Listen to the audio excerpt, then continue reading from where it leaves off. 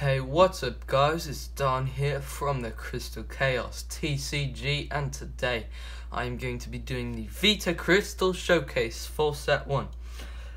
So Vita is the nature crystal, and it's the nature elemental crystal, and it consists of many creatures that have to do with nature. So I'll see a lot of that, like leaves, trees, all sorts of things like that have to do with nature. So because Vita's the nature elemental crystal.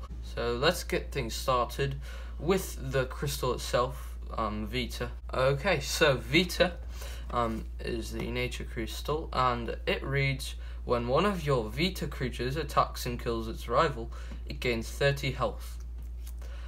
Now, like all the other crystals, Vita has their own unique strategy. And Vita's unique strategy revolves around healing up your other creatures, which is why the Vita rival ability has one of your Vita creatures gain 30 health. So Vita, that's its strategy. It's probably one of the easiest strategies to use in the game, like for beginners and stuff, because it's not too complicated with the rival ability and stuff. It's just healing up your other creatures. But some of the abilities, as you'll see, can be quite complex. But let's start things off with the first creature for the Vita crystal in set 1, which is a common card called Pumpkin. And Pumpkin is a 4-shard creature with 210 power and 200 health, and he has an ability which reads: your opponent cannot attack your played Vita creature with the lowest health. If all played Vita creatures have the same health, they can only attack this creature.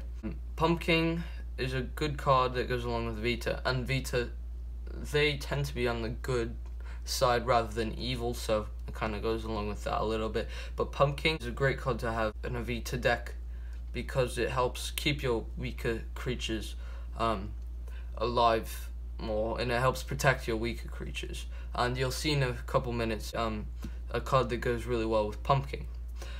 But the next creature we have is another common creature called Tromp, and he is a 5-shard creature with 210 power and 260 health. Next we have another common creature that costs 3 shards to play, and his name is Rikki Tikki, and he has 190 power and 120 health. Yeah, so he's basically this tiki guy that uses magical stuff on his enemies.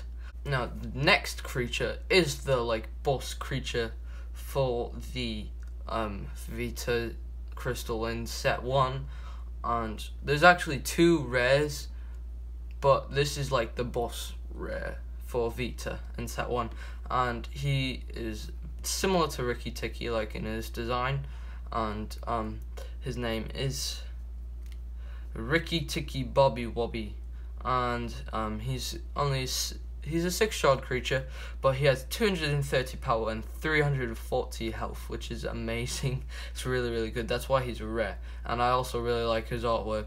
And these guys, they don't have to do with anything with each other, like abilities and stuff.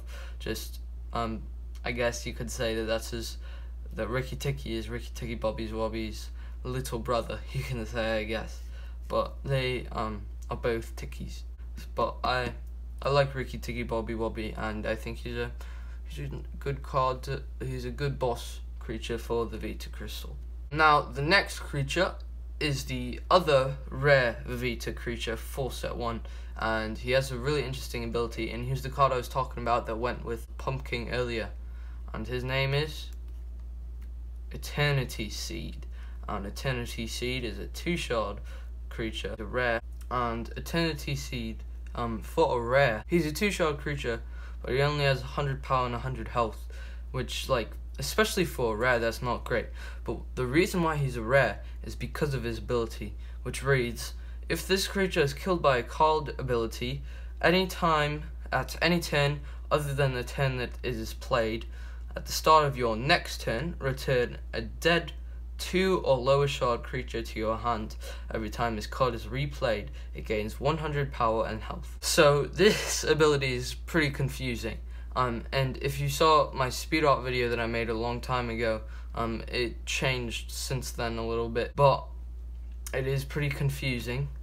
But what it basically means is, if he's killed by a card ability, he dies, obviously, but then next turn you can return any creature you have in your dead pile that costs 2 shards or less. So that means basically what you can keep doing is, if Eternity Seed keeps dying to a card ability, which I'll show you in a second, a card that goes with that, that does that, then you can return him back to your hand. And then the second part reads that it gains 100 in power health every time that the Eternity Seed is replayed.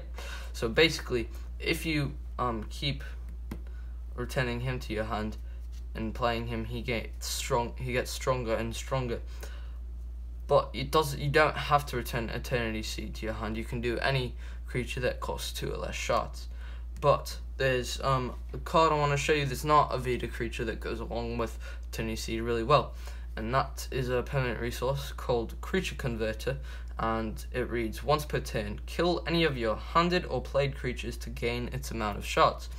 So what you can do is you can have Eternity Seed played, have Creature Converter also played, and you can kill Eternity Seed, but you have to have him alive for at least 1 turn to get his ability to go off, because of the restriction in it. But you'd kill him with a Creature Converter, you'd get his 2 shards back, so you basically kill him and then you get him back, so you basically can just do this for free, and then the next time you play him, you can play him with the 2 shards that you got back from killing him, but he gains an extra 100 power and 100 health. And every time you use this, Eternity Seeds gains another 100 power and health. And Pumpkin also goes well with this, because in the early stages of Eternity Seed, trying to keep him alive might be quite difficult, so using Pumpkin to protect him will, you can benefit off of Pumpkin's ability with Eternity Seed until you play him longer. So you got to play it right, but Eternity Seed can eventually being like the strongest creature ever, which is ridiculous. So that's why it's a rare, and Eternity Seed is a really great card, and especially he's meant to go with Creature Converter. And then there's another Chaos card called Solar Flare that also goes well with it. So when your opponent plays a resource card, kill 1 card in your hand and draw 1 card. So you can kill Eternity Seed from your hand, and then you can draw a card, and then you can get Eternity Seed's ability off as well. So Eternity Seed is a complicated strategy to use, but it could be very, very powerful. Now the next Vita creature I have is a creature from my old TCG, and I used the same exact artwork, and it's the only creature in Krystal Kaos as of now that uses the same artwork from my old TCG, and it is Fruit Sprite. And Fruit Sprite is a 3-shard creature with 200 power and 130 health. And this is his old card, from my old TCG, and you can see I used the same artwork on it. I just edited the little cherry thing or berry his face a little bit, but overall I used the same thing. I just scanned it in and used that. But I liked his artwork so much that I brought him over to the new game, and it kind of just feels a little bit nostalgic for me. The final Vita creature is a 5-shard creature, and his name is Foley. So yeah, as I said, he costs 5 shards.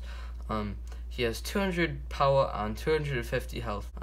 And he also has an ability which reads, when you are able to kill one of your opponent's creatures, but you do not, choose one of your played Vita creatures and it gains 20 health.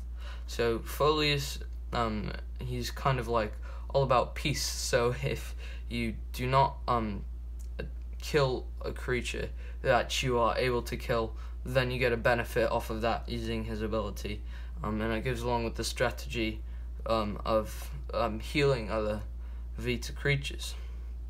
So those were all the Vita creatures. Now I'm going to go on to the support card for Vita, and it is a permanent resource card called the Dark Woods, and it reads, once per turn you may attach one of your played Vita creatures to this card. After one turn, return it to its original creature area. It then gains 30 health. So this goes along with the strategy of healing up your Vita creatures, and it's actually a really good support card as well, because you can use this as many times as you want as long as it's on your field. But you'd be vulnerable when you use it, because you'd have to have it be attached to this creature, which means it's not in your creature area for a whole turn. I like the artwork of it. I like the idea of it being in the dark area, like towards the back of the planet Chaos. Like if you see on the on my other speed art video, there's like a darker area closer to the Ventus area, and that's basically where the Dark Woods is. They have like glowing mushrooms, and this kind of foreshadows into set 2. I might be bringing like a new archetype, and it kind of goes along with this. But also I wanted to get into like the backstory of the Dark Woods. So you can see this little mucky thing right here. So the Vita creatures, they come up and they drink out of this little swampy area and this purple goo, and when they drink that, they become mutated, but they gain 30 health from that.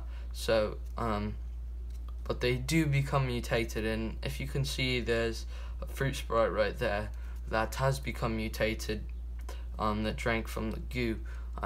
But that kind of foreshadows into set 2, so I have some plans coming in set 2 that will go along with this card. But that is the support card. Now, normally I would show cards that go along well with Vita, with a Vita deck, but I'm actually going to show you right now a card that kind of really counteracts Vita, and it is a card called Chemistry Lab. It's a permanent resource, and it reads, your opponent loses 1 point whenever a creature on their field first changes its health. So that means the first time a creature like increases their health or decreases their health, that your opponent loses a point. So that counteracts a lot on the Vita Krystal, because their strategy revolves around healing other creatures and changing their health. So Chemistry Lab, if you're going up against a Vita deck, would be a great card to use to counter that strategy.